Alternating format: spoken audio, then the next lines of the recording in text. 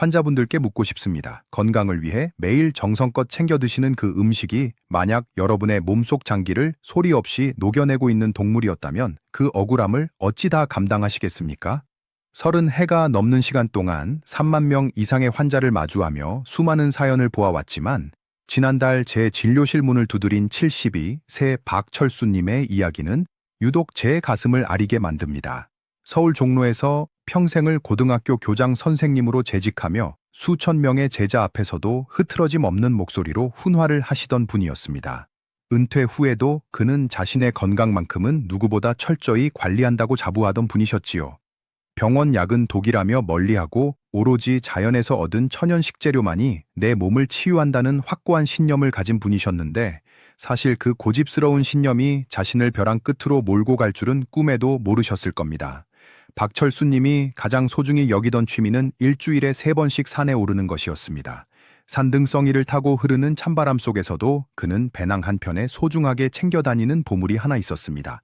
바로 직접 정성 들여 담근 아주 진한 생강청으로 만든 생강차였습니다. 산 정상에 올라 땀이 식을 때쯤 그 뜨겁고 알싸한 생강차 한 잔을 들이켜면 온몸에 뜨거운 열기가 돌면서 피로가 싹 풀리는 것 같다고 입버릇처럼 말씀하시곤 했지요. 그것이 자신의 식도를 불태우고 있다는 사실도 모른 채 그는 그 매운맛을 건강의 증거라 믿으며 매번 더 진하게 더 뜨겁게 마셔왔습니다. 그러던 어느 날부터인가 박철수님에게 이상한 징조가 나타나기 시작했습니다. 처음에는 그저 목이 조금 칼칼하고 먼지가 낀 것 같은 느낌이었다고 합니다. 하지만 시간이 흐를수록 목소리가 조금씩 쉬기 시작하더니 나중에는 아예 쇠가 부딪히는 듯한 거친 소리가 나고 급기야 말이 잘 나오지 않을 정도로 목소리가 변해버렸습니다. 수십 년간 교단에서 호령하던 그 맑은 목소리는 간데없고 이제는 단 한 문장을 말하는 것조차 고통스러운 비명처럼 들렸습니다. 박철수님은 그저 나이가 들어 성대가 약해졌거나 지독한 감기가 걸린 것이라 생각했습니다. 그래서 그는 어떻게 하셨을까요? 자신의 신념대로 목에 좋다는 생강을 이전보다 더 진하게, 더 자주 드시기 시작했습니다. 아침에 눈을 뜨자마자 한 잔, 등산을 가서 한 잔, 잠들기 전에도 뜨겁게 한 잔을 들이부으셨던 것입니다. 결국 목소리가 아예 나오지 않게 되자 칠순의 노신사는 덜컥 겁이 났습니다. 혹시나 후두암은 아닐까, 내 인생의 마지막이 이렇게 침묵 속에서 저물어가는 것은 아닐까 하는 공포심을 안고 떨리는 손으로 제 진료실 문을 열었습니다. 저는 그분의 얼굴을 보는 순간 직감할 수 있었습니다. 단순히 목의 문제가 아니라는 것을요. 제가 조심스럽게 내시경을 넣어 그분의 목 안쪽과 식도를 들여다보았을 때 저는 30년 경력의 의사임에도 불구하고 큰 충격에 빠졌습니다. 식도 입구부터 후두에 이르기까지 점막 전체가 마치 뜨거운 달구지에 지져진 것처럼 빨갛게 헐어 있었고 아름다운 화음을 내야 할 성대는 퉁퉁 부어올라 본래의 형체를 알아보기 힘들 정도였습니다. 그것은 암이 아니었습니다. 하지만 암만큼이나 잔인하게 그의 삶을 옥죄고 있던 원인은 바로 그가 건강을 위해 그토록 맹신하며 챙겨 먹었던 생강차였습니다. 고농도의 생강이 가진 강력한 자극 성분이 그의 얇아진 식도벽을 매일같이 긁어내고 있었던 것입니다. 최근 한국의 임상영양학회지에서 발표된 통계에 따르면 60대 이상의 고령자 중 약 35%가 건강보조식품이나 특정 식재료를 잘못된 방식으로 섭취하여 역류성 질환을 악화시킨다는 데이터가 있습니다. 박철수님은 바로 그 통계의 중심에 서 계셨던 분이었지요. 여러분, 이 이야기가 그저 박철수님이라는 한 노인의 특별한 사례라고만 생각하십니까? 지금 이 글을 읽고 계신 여러분 중에도 손발이 차다는 이유로 소화가 안 된다는 핑계로 혹은 감기 기운을 떨쳐내겠다고 습관적으로 진한 생강차를 달고 사시는 분들이 분명히 계실 겁니다. 생강은 분명 신이 내린 귀한 식재료가 맞습니다. 동의보감에서도 생강은 몸의 냉기를 몰아내고 소화를 돕는 훌륭한 약재로 기록되어 있습니다. 저 역시 지난 수십 년간 연구해온 바에 따르면 생강 속 진저롤과 쇼가올 성분은 한겸작용과 혈액순환에 탁월한 효능을 보입니다. 하지만 아무리 귀한 산삼이라 할지라도 내 몸의 상태를 살피지 않고 혹은 상극인 음식과 함께 무분별하게 섭취하면 그것은 더 이상 약이 아니라 내 몸을 서서히 죽이는 독이 되고 마는 것입니다. 특히 우리 몸의 자연적인 방어벽이 얇아지는 60대와 70대 어르신들에게 잘못된 방식의 생강 섭취는 마치 연약한 피부에 불덩이를 직접 갖다 대는 것과 다를 바가 없습니다. 젊은 시절의 위장은 두꺼운 성벽과 같아 웬만한 자극도 견뎌내지만 세월이 흘러 노화가 진행된 위장은 아주 얇은 실크 한 장을 걸친 것처럼 위태롭습니다. 박철수님이 겪으신 증상은 의학적으로 인후두 역류 질환이라는 아주 전형적이면서도 무서운 병이었습니다. 위산이 식도를 타고 역류하여 목구멍과 성대까지 태워버린 것이지요. 그리고 그 역류에 반가쇠를 당긴 것은 아이러니하게도 그가 그토록 사랑했던 생강이었습니다. 오늘 저는 여러분께 박철수님의 식도를 무참히 망가뜨린 결정적인 원인이 무엇이었는지, 그리고 우리가 일상에서 무심코 생강과 함께 먹었을 때 우리 위장을 마치 폭탄처럼 폭발시키는 최악의 조합 3가지가 무엇인지 낱낱이 알려드리려 합니다. 단순히 생강을 먹지 말라는 말씀을 드리려는 것이 아닙니다. 생강이 가진 놀라운 치유의 힘은 그대로 가져가되 우리의 약해진 위장은 보호하면서 부작용 없이 안전하게 즐길 수 있는 비법을 전해드리고자 함입니다. 독을 약으로 바꾸는 이 간단하지만 명확한 연금술을 아느냐 모르느냐에 따라 여러분의 노후는 통증 없는 평온함이 될 수도, 아니면 박철수님처럼 침묵의 고통 속에 갇힐 수도 있습니다. 만약 여러분이 평소에 커피 한 잔에 여유를 즐기시거나 고기 요리를 드실 때 잡내를 잡겠다고 생강을 듬뿍 넣으시거나 혹은 매콤한 음식을 보양식이라 믿고 즐기신다면 오늘 제가 드리는 이야기는 선택이 아니라 필수입니다. 이 3가지 습관 중 단 하나라도 해당하신다면 여러분의 위장은 지금 이 순간에도 소리 없는 비명을 지르며 도움을 요청하고 있을지도 모릅니다. 30년간 수만 명의 환자를 보아온 저의 임상 경험을 토대로 말씀드리건대 이 작은 습관 하나가 암보다 무서운 만성염증의 씨앗이 된다는 사실을 절대 간과해서는 안 됩니다. 지금부터 들려드릴 이야기는 박철수님이 진료실 의자에 앉아 제 설명을 들으며 무릎을 탁 치고는 자신의 무지함에 눈물을 흘리며 후회하셨던 그 내용 그대로입니다. 오늘 이 긴 여정을 저와 함께 끝까지 마친다면 여러분은 더 이상 방송 매체나 인터넷에 떠도는 검증되지 않은 건강 상식에 휘둘리지 않는 해안을 갖게 되실 겁니다. 그리고 내일부터는 정말 내 몸을 살리는 진짜 건강법을 스스로 실천하실 수 있게 될 것입니다. 자, 그렇다면 박철수님의 견고했던 위장을 무너뜨렸던 그 첫 번째 범인은 과연 무엇이었을까요? 그리고 여러분의 식탁 위에 지금도 버젓이 올라와 있는 그 위험한 짝꿍은 무엇일까요? 이제부터 눈을 크게 뜨고 진정으로 내 몸을 사랑하는 마음으로 제 이야기에 집중해 주시기 바랍니다. 이 30분의 집중이 여러분의 남은 30년 건강을 결정지을 수도 있습니다. 진료실의 무거운 정적 속에서 박철수님의 떨리는 어깨를 보며 저는 의사로서 깊은 슬픔과 사명감을 동시에 느꼈습니다. 그가 평생을 바쳐 믿어온 건강의 상징이 왜 한순간에 그의 목소리를 앗아간 비수가 되었는지 그 잔인한 진실을 설명해야 했기 때문입니다. 생강은 인류 역사상 가장 오래된 천연치료제 중 하나로 수천 년 동안 동양의학의 핵심적인 기둥 역할을 해왔습니다. 조선시대 왕들의 건강을 책임지던 내의원에서도 생강은 몸의 찬 기운을 몰아내고 비위의 기능을 되살리는 성약으로 대접받았습니다. 하지만 아무리 귀한 산삼이라 해도 혹은 하늘이 내린 영약이라 해도 그것이 내 몸의 현재 상태와 충돌하는 순간 그 가치는 100% 역전되어 치명적인 도구로 변모합니다. 현대의학적 관점에서 생강의 주성분인 진저롤은 소화관의 연동운동을 촉진하고 혈류를 개선하는 탁월한 효능이 있지만 이는 위장관이 건강하다는 전제하에 발휘되는 힘입니다. 박철수님처럼 60을 넘기고 70에 접어든 어르신들의 몸속은 겉보기와 달리 매우 섬세하고 취약한 상태에 놓여 있습니다. 나이가 들면 피부에 주름이 지듯 우리의 눈에 보이지 않는 위장 점막과 식도의 내벽 역시 탄력을 잃고 얇아지며 방어벽이 허술해집니다. 전문 용어로 위축성 변화라고 부르는 이 현상은 외부의 자극으로부터 장기를 보호하는 점액질의 분비가 급격히 줄어든다는 것을 의미합니다. 박 선생님이 그토록 사랑했던 생강의 알싸하고 매운맛은 사실 위장을 자극하여 강제로 일을 시키는 채찍질과 같습니다. 건강한 젊은이에게는 이 채찍질이 소화를 돕는 활력소가 되지만 이미 지칠 대로 지쳐 점막이 얇아진 박 선생님의 위장에는 살점을 도려내는 칼날이 되었던 것입니다. 저는 박 선생님에게 그의 병명이 암이 아닌 인후두 역류 질환이라고 조심스럽게 일러주었습니다. 이는 단순히 위산이 조금 올라오는 수준의 병이 아닙니다. 생강에 의해 과도하게 분비된 강산성의 위액이 거꾸로 치솟아 올라와 산성도에 매우 취약한 식도와 후두의 연약한 조직을 화학적으로 화상을 입히는 무서운 질병입니다. 특히 밤마다 건강을 위해 마셨던 그 진한 생강차 한 잔이 잠든 사이 그의 목구멍으로 역류하여 밤새도록 성대를 적시고 태워버린 것입니다. 박 선생님은 자신의 목이 아픈 이유가 감기라고 믿었기에 그 통증을 잠재우려 생강차를 더 진하게 달여 마셨고 그것은 불이 난 집에 기름을 들이붓는 격이었습니다. 한 연구에 따르면 역류성 인후두염 환자의 약 40%가 초기의 단순 감기로 오인하여 부적절한 민간요법을 시행하다가 병을 키운다고 합니다.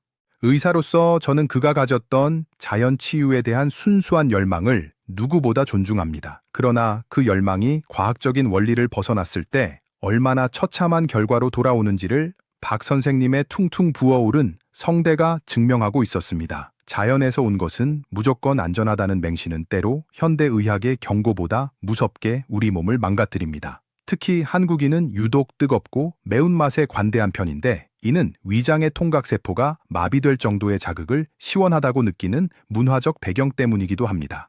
박 선생님 역시 생강의 그 타는 듯한 알싸함을 몸이 뜨거워지는 치유의 과정이라 오해하셨던 것이지요. 하지만 그 시원함 뒤에서 그의 식도는 소리 없는 비명을 지르며 녹아내리고 있었습니다.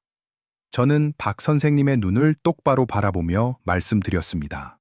선생님, 생강은 죄가 없습니다. 다만 선생님의 지금 몸 상태를 고려하지 않은 그 간절함이 병을 만든 것입니다. 라고요. 이 말에 박 선생님은 고개를 떨구며 깊은 한숨을 내쉬었습니다. 평생 학생들에게 올바른 길을 가르치던 분이었기에 자신의 몸에 대해 그토록 무지했다는 사실이 큰 자책으로 다가온 모양입니다. 그러나 저는 이것이 박 선생님만의 잘못이 아니라고 생각합니다. 넘쳐나는 건강 정보 속에서 내 몸에 맞는 진실을 가려내기란 결코 쉬운 일이 아닙니다.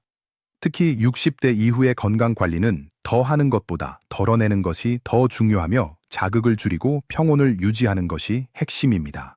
생강은 분명 훌륭한 약재이지만 박 선생님처럼 점막의 방어력이 무너진 상태에서는 마치 맨살에 소금을 뿌리는 것과 같은 고통을 유발합니다. 이 독한 진실을 마주한 순간부터 박 선생님의 치유는 시작된 것이나 다름없습니다. 문제를 정확히 알면 답은 의외로 간단한 곳에 있기 때문입니다. 저는 박 선생님에게 단순히 생강차를 끊으라고 말하지 않았습니다. 대신 그가 사랑하는 생강을 어떻게 하면 다시 그의 친구로 만들 수 있을지 그 방법론을 함께 고민해 보기로 했습니다. 독을 약으로 바꾸는 과정은 단순히 지식의 전달이 아니라 한 사람의 깨진 일상을 다시 조립하는 숭고한 치료의 과정이기 때문입니다. 박 선생님은 이제야 자신의 위장이 지르는 소리를 듣기 시작했습니다. 그 소리는 고집스러운 신념을 내려놓고 내 몸의 소리에 귀 기울이라는 육체의 겸손한 요청이었습니다. 박철수님의 병든 식도를 추적하며 제가 발견한 첫 번째 치명적인 결함은 산 정상에서 마시는 생강차 그 자체가 아니었습니다. 진짜 범인은 그가 산을 내려온 뒤 동료들과 정답게 나누던 믹스커피 한 잔에 숨어 있었습니다. 산에서 내려와 땀을 식히며 마시는 달콤한 커피 한 잔은 고된 등산 끝의 낙이었겠지만 그분의 위장 속에서는 이미 전쟁이 시작되고 있었습니다. 카페인은 현대인의 필수품이라 불리지만 의학적으로는 위장과 식도 사이를 꽉 조여주는 하부식도 괄약근이라는 이름의 문을 느슨하게 풀어버리는 치명적인 약점을 가지고 있습니다. 이 문이 빗장이 풀리듯 열려버리면 위장 속에 갇혀 있어야 할 내용물들이 거꾸로 치솟아오를 준비를 마친 상태가 됩니다. 여기서 우리가 주목해야 할 과학적 사실은 생강과 카페인의 만남이 만들어내는 폭발적인 시너지 효과입니다. 생강의 진저롤 성분은 위벽의 수용체를 자극하여 소화액, 즉 강력한 산성 성분인 위산을 평소보다 몇 배나 많이 뿜어내게 만듭니다. 산 정상에서 진한 생강차를 마셨으니 이미 박 선생님의 위장 안은 위산으로 가득 찬 홍수 상태였을 것입니다. 그런 상태에서 하산 후 카페인을 들이부었으니 열려버린 식도의 문을 통해 뜨겁고 독한 위산이 거침없이 성대를 향해 역류하게 된 것입니다. 이는 마치 댐에 수문이 열려있는 상태에서 상류의 물폭탄을 터뜨리는 것과 같은 이치입니다. 실제로 일본의 한 대학병원에서 실시한 임상 연구에 따르면 커피를 단독으로 마셨을 때보다 자극적인 음식을 섭취한 직후 커피를 마셨을 때 역류성 질환의 발생 빈도가 약 300% 이상 급증한다는 결과가 있습니다. 박 선생님은 평생 술과 담배를 멀리하며 깨끗하게 살아오셨지만 이 잘못된 식습관 하나가 그의 성대를 갈기갈기 찢어놓고 있었던 것입니다. 그는 커피를 마신 뒤 느껴지는 가슴 쓰림을 그저 등산 후의 피로감이나 소화가 되는 과정이라고 착각하셨습니다. 하지만 그것은 식도가 위산에 녹아내리며 보내는 간절한 구조 신호였습니다. 몸에 좋은 생강을 마셨으니 커피 한 잔 정도는 해가 되지 않겠지 라는 그 안일한 생각이 그의 식되는 사형 선고와 같았습니다. 진료실에서 제가 이 메커니즘을 설명해 드리자 박 선생님은 한참 동안 말을 잇지 못하셨습니다. 그저 동료들과의 우애를 위해 등산의 즐거움을 배가시키기 위해 마셨던 그 한 잔의 커피가 자신의 목소리를 앗아간 동물이 되었다는 사실에 큰 충격을 받으신 듯 했습니다. 특히 한국의 믹스커피에 포함된 설탕과 프리마는 위장 내의 삼투압을 높여 위산 분비를 더욱 부채질하는 요인이 됩니다. 생강의 매운 자극과 설탕의 높은 당도 그리고 카페인의 괄약근 이완작용이 삼박자를 이루어 박 선생님의 목구멍을 밤낮 없이 공격해온 것입니다. 이는 단순히 한 개인의 실수가 아니라 우리가 흔히 저지르는 좋은 것과 나쁜 것을 섞어 먹는 위험한 습관의 표본입니다. 저는 박 선생님에게 커피를 끊으라는 처방보다 더 중요한 지침을 드렸습니다. 그것은 우리 몸의 문을 지키는 법입니다. 식도 괄약근은 한번 늘어나면 다시 조여지기까지 매우 오랜 시간이 걸리며 특히 노년층에게는 그 회복력이 현저히 떨어집니다. 박 선생님은 등산 가방에 챙겼던 생강차와 그 뒤에 커피타임이 얼마나 가혹한 이중 타격이었는지 이제야 뼈저리게 느끼고 계셨습니다. 의학 교과서에는 나오지 않는 삶의 현장에서 벌어지는 이 비극적인 조합을 저는 수만 명의 환자를 통해 목격해 왔습니다. 건강해지려는 의지가 강할수록 그 의지가 잘못된 정보와 만났을 때의 파괴력은 상상을 초월합니다. 박 선생님은 자신의 수첩을 꺼내 제 설명을 꼼꼼히 받아 적기 시작했습니다. 그 모습에서 평생을 교단에서 학생들을 가르치던 정직한 스승의 면모가 보였습니다. 원장님, 제가 제 몸을 너무 과신했습니다. 자연이 주는 선물도 제 몸의 문이 열린 줄 모르고 들이부었으니 제 잘못이 큽니다. 라고 말씀하시는 그분의 목소리는 여전히 쇳소리가 섞여 있었지만 그 눈빛만큼은 진실을 마주한 자의 단단함이 서려 있었습니다. 우리는 이제 그 열려버린 식도의 문을 다시 닫고 홍수가 난 위장을 진정시키는 긴 여정을 시작해야 했습니다. 첫 번째 폭탄을 제거하는 것, 그것이 박 선생님의 잃어버린 목소리를 찾는 치유의 첫 단추였습니다. 박철수 선생님의 생활 습관을 면밀히 분석하며 마주한 두 번째 충격적인 원인은 역설적이게도 그가 가장 정성을 들였던 보양식단에 있었습니다. 평소 고기를 그리 즐기지 않던 박 선생님이었지만 등산을 다녀온 날만큼은 소모된 체력을 보충해야 한다는 신념으로 돼지고기 수육을 챙겨 드셨습니다. 단백질 섭취가 부족하면 노쇠가 빨리 온다는 방송의 조언을 충실히 따르신 것이지요. 그런데 여기서 치명적인 문제가 발생했습니다. 고기의 잡내를 없애고 소화를 돕겠다며 삶는 물에 생강을 산더미처럼 넣으셨고 고기를 드실 때도 생강채를 듬뿍 곁들이신 것입니다.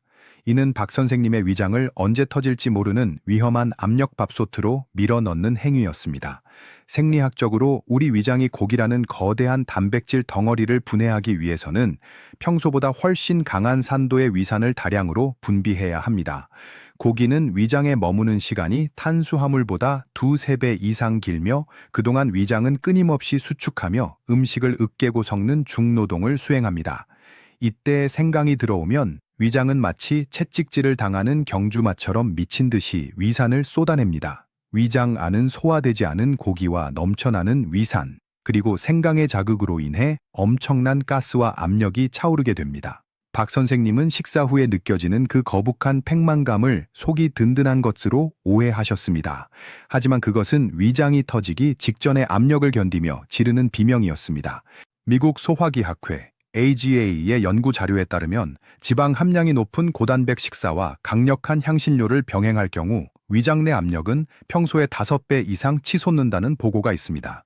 이렇게 높아진 내부 압력은 결국 위장 상부의 밸브를 밀어 올리게 되고 고기와 위산이 뒤섞인 독한 액체가 식도로 뿜어져 나오게 됩니다. 박 선생님은 특히 저녁 식사로 수육을 드시고는 소화를 시킨다며 금방 자리에 누우시곤 했습니다.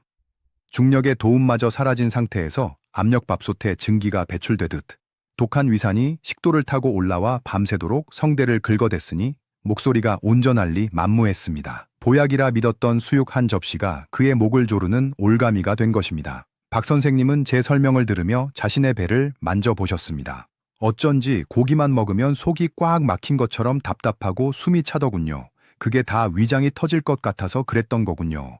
라고 말씀하시는 그분의 얼굴에는 허망함이 가득했습니다. 평생을 절제하며 살아온 그가 자신의 몸을 위해 선택한 보양식이 사실은 식도를 사포로 문지르는 것과 같은 고문이었다는 사실을 받아들이기는 쉽지 않았을 것입니다. 특히 돼지고기의 기름 성분은 식도 괄약근을 이완시키는 카페인과 유사한 작용을 하기에 생강과의 조합은 그야말로 최악의 시너지를 발휘합니다. 위산은 넘치는데 문은 열리고 내부 압력은 폭발 직전인 상태. 이것이 박 선생님의 식도가 견뎌야 했던 가혹한 현실이었습니다. 저는 그에게 고기를 드시지 말라고 하지 않았습니다. 다만 고기를 다루는 법과 생강을 곁들이는 타이밍이 잘못되었음을 분명히 지적했습니다. 우리 몸은 기계가 아니기에 한꺼번에 너무 많은 자극과 영양을 처리할 수 없습니다. 특히 노년의 위장은 소화효소의 분비량이 젊은 시절의 절반 수준으로 떨어집니다. 그런 위장에 고단백 고지방 음식과 강력한 위산 촉진제인 생강을 동시에 들이붓는 것은 낡은 엔진에 고옥탄화 연료를 가득 채우고 과속을 하는 것과 같습니다. 박 선생님은 고개를 끄덕이며 자신의 위장에게 미안하다는 혼잣말을 되뇌셨습니다. 그 모습에서 진정한 치유란 자신의 장기를 인격적으로 대우하는 것에서 시작됨을 다시 한번 느꼈습니다. 우리는 이제 그 압력밥솥에 김을 빼는 법을 배워야 했습니다. 생강의 역할을 소화의 보조자가 아닌 위장의 안정을 돕는 조력자로 바꾸는 지혜가 필요했습니다. 박 선생님은 더 이상 든든함이라는 허울 좋은 핑계로 자신의 위장을 괴롭히지 않기로 약속했습니다.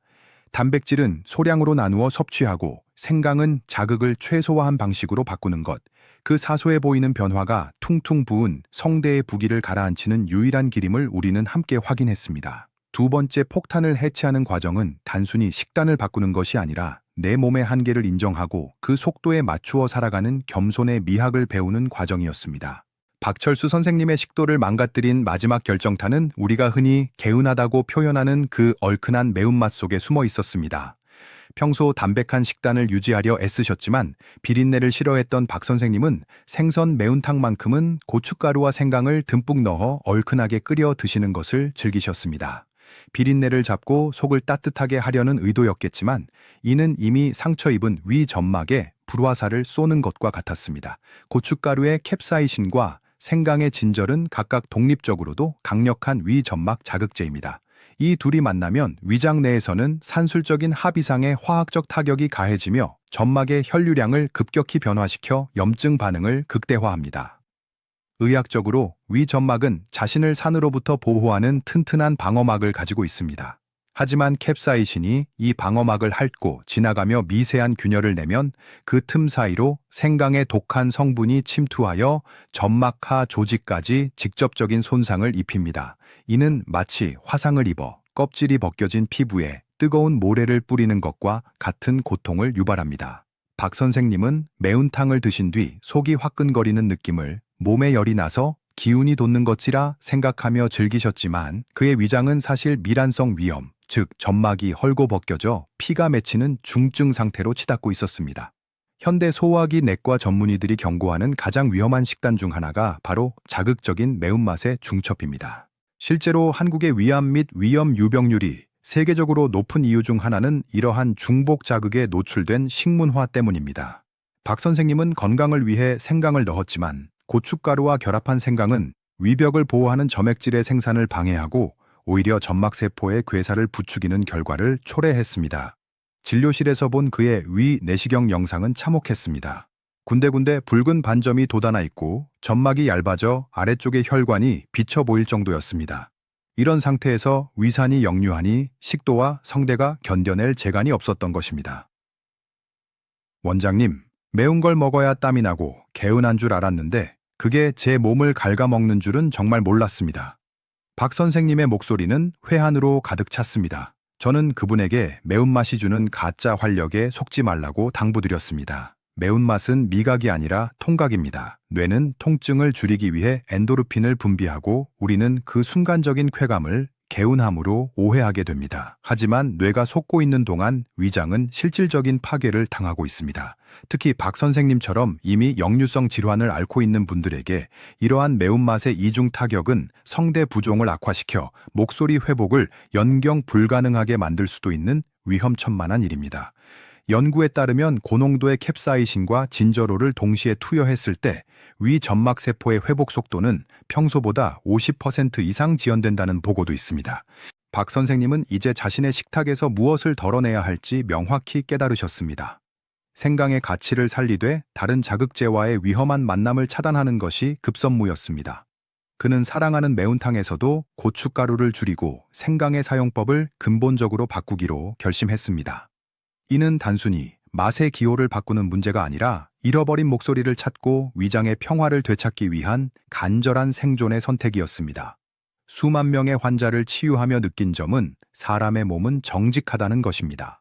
우리가 가한 자극만큼 몸은 병들고 우리가 베푼 배려만큼 몸은 회복됩니다. 박 선생님은 이제야 자신의 몸과 대화하는 법을 배우기 시작했습니다. 세 번째 폭탄인 매운맛의 이중 타격을 제거하는 과정은 박 선생님에게 가장 힘든 숙제였을지도 모릅니다. 평생을 길들여진 입맛을 바꾼다는 것은 자신의 정체성 일부를 내려놓는 일이기 때문입니다. 그러나 내시경 영상 속에서 붉게 비명을 지르던 자신의 위장을 본 뒤로 그는 더 이상 매운맛의 유혹에 흔들리지 않았습니다. 진정한 건강은 입의 즐거움이 아니라 장기의 평온함에서 온다는 평범하지만 깊은 진리를 그는 이르니 넘은 나이에 비로소 몸소 체험하고 있었습니다. 이제 박 선생님의 위장에는 뜨거운 불길 대신 서늘하고 평온한 휴식이 찾아올 준비가 되었습니다. 그 휴식이야말로 퉁퉁 부은 그의 성대를 가라앉힐 가장 강력한 치료제였습니다. 원장님, 제가 왕년에는 돌도 씹어 먹던 사람입니다. 소주에 삼겹살을 그렇게 퍼마셔도 다음 날이면 멀쩡하게 교단에 섰는데 고작 생강차 몇 잔에 이렇게 무너졌다는 게 도저히 믿기지 않습니다. 박철수 선생님은 억울함이 가득 섞인 쉰 목소리로 저에게 하소연하셨습니다. 그분의 눈빛에는 평생을 지탱해온 건강에 대한 자부심이 무너져 내린 상실감이 역력했습니다. 저는 그분의 거친 손을 잡으며 조용히 말씀드렸습니다. 선생님, 마음은 여전히 청춘이시겠지만 우리 몸속 장기들은 야속하게도 우리가 살아온 시간을 정직하게 기록하고 있습니다. 60대, 70대가 된다는 것은 단순히 머리카락이 휘어지는 것을 넘어 우리를 지탱하는 내부의 방어벽들이 낡고 얇아지는 과정입니다.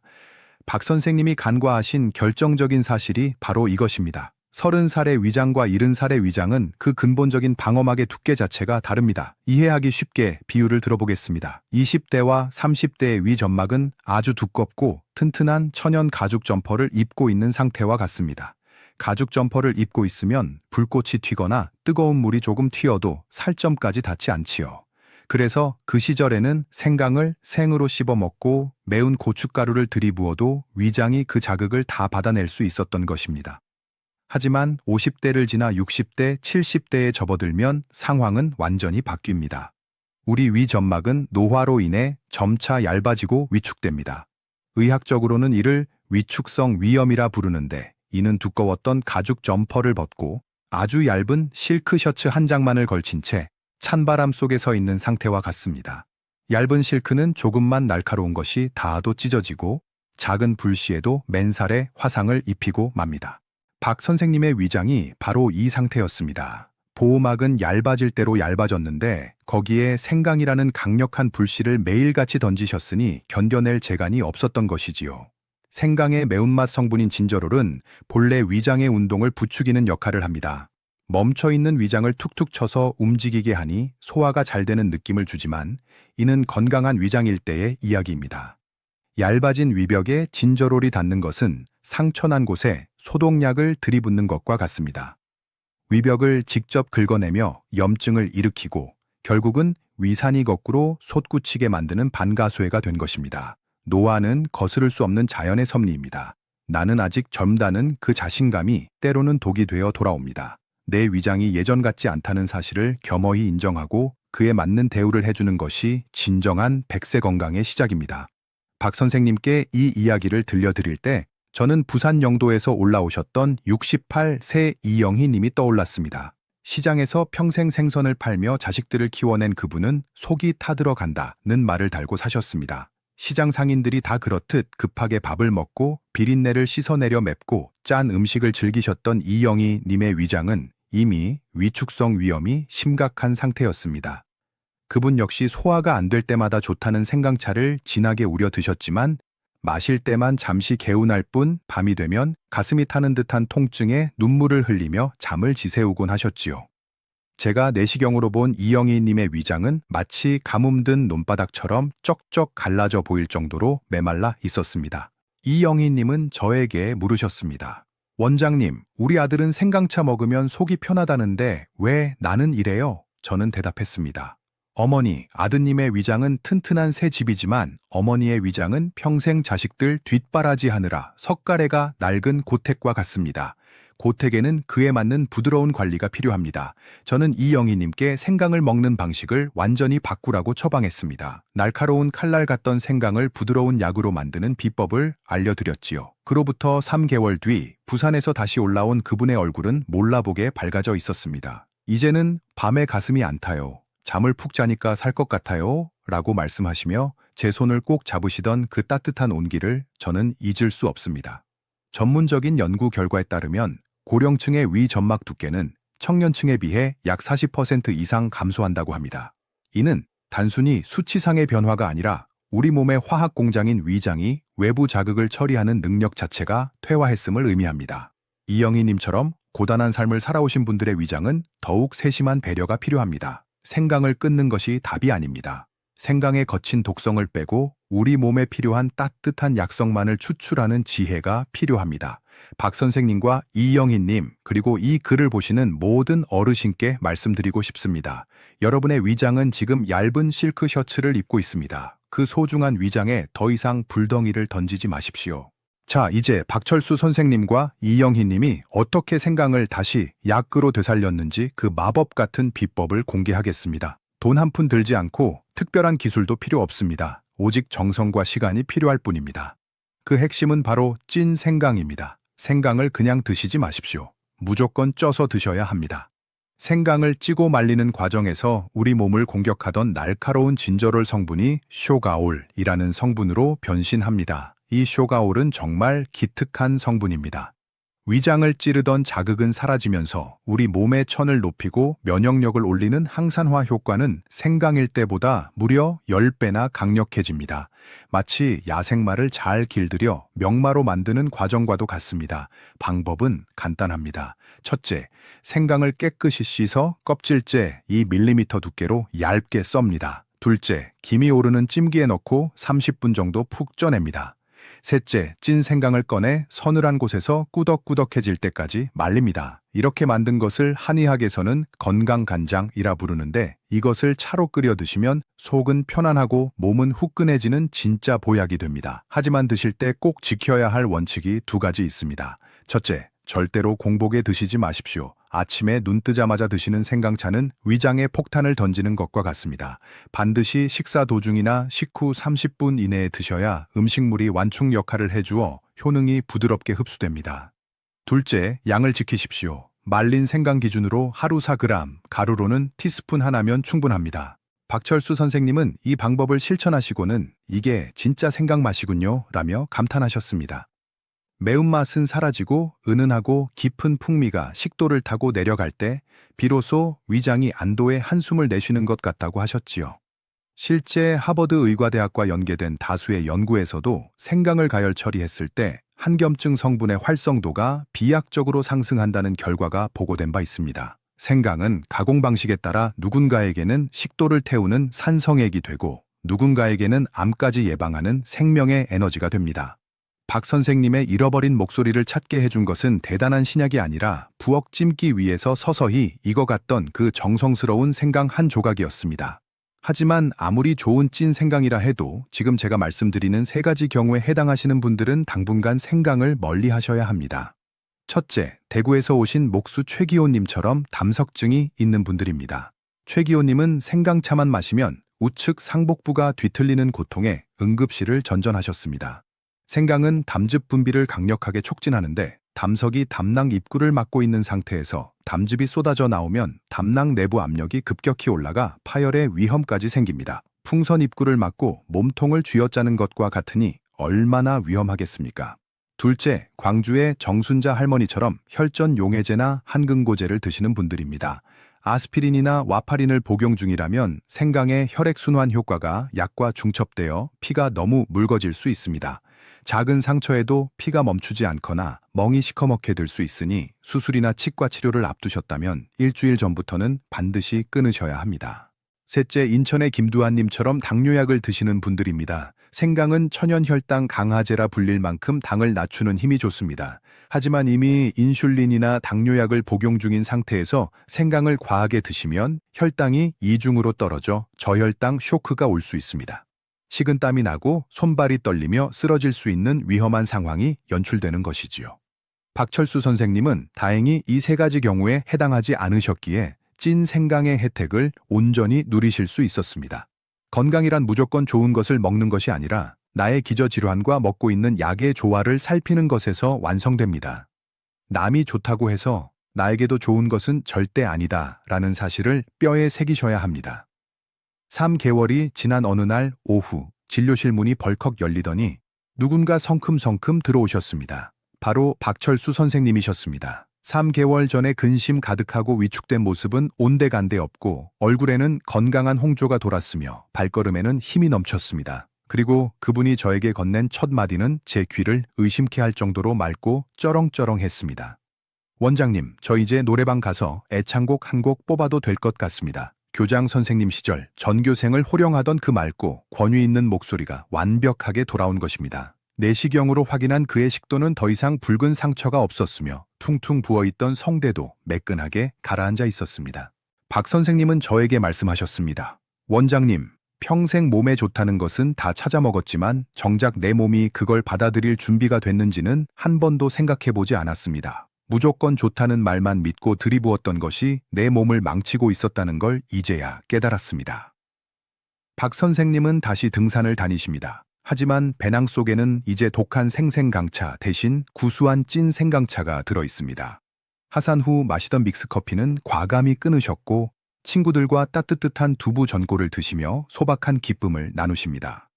작은 습관 몇 가지를 바꿨을 뿐인데 잃어버릴 뻔한 목소리를 되찾고 위장의 평화까지 얻으신 겁니다. 100세 시대라고들 합니다. 하지만 단순히 오래 사는 것이 축복일까요? 아닙니다. 맛있는 음식을 속 편하게 먹고 사랑하는 사람들과 웃으며 대화할 수 있는 건강한 몸이 뒷받침되어야 진짜 축복입니다. 저는 여러분이 아프고 나서야 후회하는 환자가 되지 않으셨으면 좋겠습니다. 오늘 제가 들려드린 박철수 선생님의 이야기가 여러분의 식탁을 바꾸는 계기가 되기를 진심으로 바랍니다. 건강은 특별한 비법에 있는 것이 아니라 내 몸의 소리에 귀 기울이고 올바른 방법을 꾸준히 실천하는 그 정성에 있습니다. 여러분의 속 편한 인생과 건강한 목소리를 저 김민수가 언제나 응원하겠습니다. 오늘 당장 실천해보세요. 지금 당장 주방으로 가서 생강을 찌고 말리는 그 작은 수고가 여러분의 10년 뒤를 바꿀 것입니다. 그리고 이 이야기가 필요한 소중한 가족과 친구들에게도 이 영상을 공유해 주세요. 여러분의 공유 한 번이 누군가의 위장을 살리고 잃어버린 웃음을 되찾아 줄 수 있습니다. 긴 시간 함께 해주셔서 진심으로 감사합니다. 다음 영상에서 여러분의 건강을 지키는 나머지 비결을 공개하겠습니다. 모두가 건강해지는 그날까지 저의 조언은 멈추지 않을 것입니다. 감사합니다.